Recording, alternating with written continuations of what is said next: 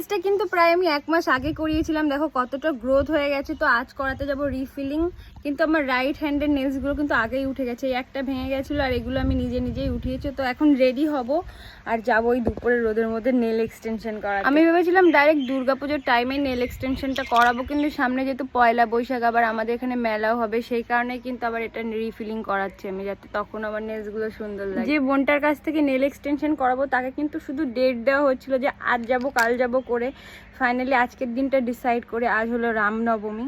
তো আমার যাওয়ার কথা ছিল 11:30টায়, তারপরে বোনটা ফোন করে বললো যে একটু দেরিতে আসো, বাড়িতে একটু প্রবলেম হয়েছে। তো এই দুপুরের রোদের মধ্যে গেলে তো সানস্ক্রিন লাগাতেই হবে, আমি ডক্টর শিটের সানস্ক্রিন ইউজ করি, এটা কিন্তু দারুণ। দুপুরের খাবারটা আজ স্কিপ হবে বলে আমি কিন্তু নিজের জন্য নিয়েছি আঙুর ফল, আর আমি তৃষ্ণাকে আমার সাথে নিয়ে যাচ্ছি, তাই ওর জন্য তো কিছু নিতে হবে, তার জন্য কিন্তু আমি নিয়ে যাবো এখন ছোলা ভাজা।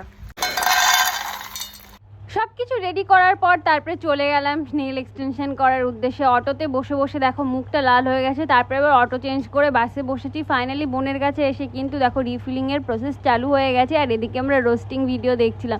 নেলটা শেপ দেওয়ার পরে বোন বাইরে গেল, আমাদের জন্য এনেছিল সিঙ্গারা আর কোল্ড ড্রিঙ্কস, আমি একটু সিঙ্গারাই খেয়েছিলাম, সেটার ক্লিপ নেইনি। আর এই দেখো এদের রোজ দেখছি, মানে এদের টাকার জন্য কি নাটক করতে পারে কি আর বলবো। আর আমি করিয়েছিলাম ফ্রেঞ্চ টিপ, আর সাথে কিন্তু কিউট একটা ইভেল আইও করিয়েছি, নকের সাইড দেখতে পারবে। চলো এবার একটা ট্রানজিশন দেখিয়ে দিই তোমাদের।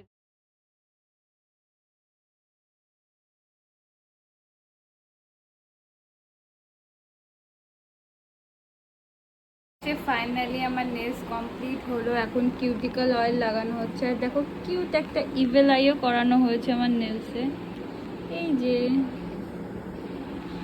তো এখন চলছে ফটো সেশন, তারপরে কিন্তু বাড়ি যাবো। তো দেখো আমার নেলসটা কেমন হয়েছে কমেন্টে জানাবে।